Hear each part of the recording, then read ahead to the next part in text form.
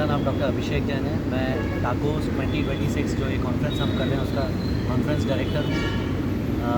ये जो हमारी कॉन्फ्रेंस है टाकोस, इसमें हम सिर्फ 2 दिन 1.5 दिन चेस्ट के कैंसर्स और पेट के कैंसर्स का ही डिस्कशन करने वाले हैं।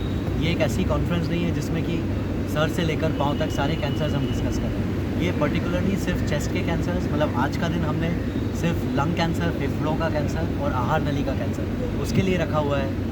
कल का दिन हम पूरे दिन आधे दिन 3 बजे तक पेट के कैंसर्स को डिस्कस करने वाले हैं। इसमें हम इन कैंसर्स में उपयोग होने वाली कीमोथेरेपी, रेडिएशन थेरेपी, कौन कौन सी डिफरेंट सर्जिकल टेक्निक्स हैं, रोबोटिक सर्जरी हुई या फिर ओपन करके या छोटे से कट से दूरबीन से करने वाली सर्जरी, ये सारी चीज़ों को हम डिस्कस करने वाले हैं। और इसमें हम मेन जो दुनिया भर में जो भी एविडेंसेस होते हैं उनको हम डिस्कस करके एक कॉमन कंसेंसस पर आते हैं कि डिफ़िकल्ट केसेस को कैसे मैनेज किया जाए, उसको अच्छे से पेशेंट को ट्रीट करके कैसे घर भेजा जाए, कैसे ठीक किया जाए। तो हम इस कॉन्फ्रेंस का हमारा मेन पर्पस ये है कि हमें एक कॉमन कंसेंसस पे आना है और पेशेंट को कैसे ठीक करके घर भेजना है, ये हम मेन इस कॉन्फ्रेंस में डिस्कस करते हैं। सर करीब हमने 20 से 25 नेशनल फैकल्टीज़ बुलाए हुए हैं from all across the country, जो कि आके अपना एक्सपर्टीज़, अपना एक्सपीरियंस शेयर करेंगे और जूनियर्स के लिए बहुत ही एक अच्छा लर्निंग प्लेटफॉर्म है। इस कॉन्फ्रेंस में हमने एक जूनियर्स के लिए क्विज कंपटीशन भी रखा हुआ है, पेपर, पोस्टर प्रेजेंटेशन। सो ये बहुत ही एकेडमिकली रिच एक हमने एक प्रोग्राम फिक्स किया हुआ है 1.5 दिन तक, जिसके बारे में और आपको doctor Bhavesh, doctor Devang, doctor Nishant, ये एक नॉलेज शेयरिंग है और अवेयरनेस के लिए है। बिल्कुल बिल्कुल।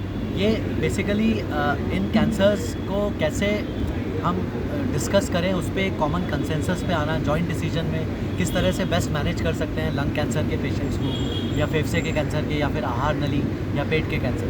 तो ये चीज़ें हम सारी इन कॉन्फ्रेंसेस में डिस्कस करते हैं कि उस एक पर्टिकुलर केस के लिए क्या बेस्ट लाइन ऑफ ट्रीटमेंट होना चाहिए। तो ये सारे डॉक्टर्स मिलकर अपना एक्सपीरियंस शेयर करते हैं, एविडेंसेस शेयर करते हैं और फिर हम एक जॉइंट कॉमन प्लान पे आते हैं और फिर हम इन कॉन्फ्रेंसेस से ये सब सीखते हैं।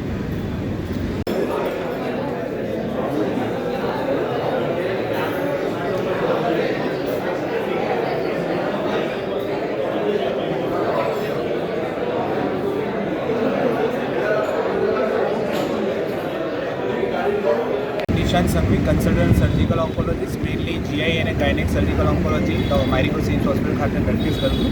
મારી સાથે senior medical oncologist doctor Bhavesh Parekh અને radiation oncologist doctor Devang Bhavsar available છે।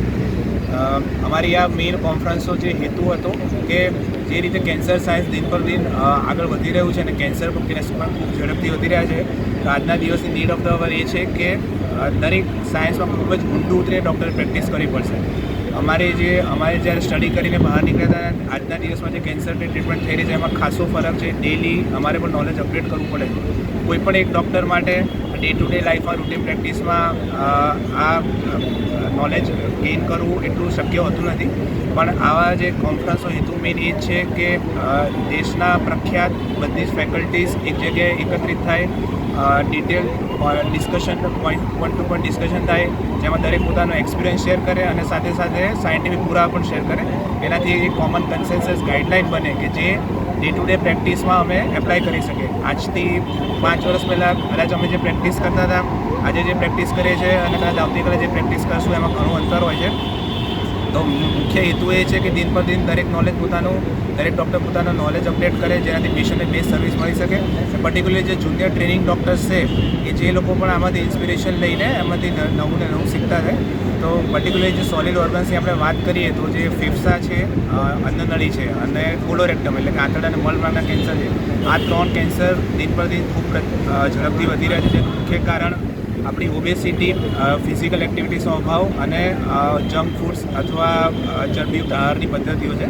તો એટલો બધો મોટો બર્નિંગ પ્રોબ્લેમ છે અને એક નેશનલ હેલ્થ ઇશ્યુઝ આપણે ગણી શકીએ છીએ।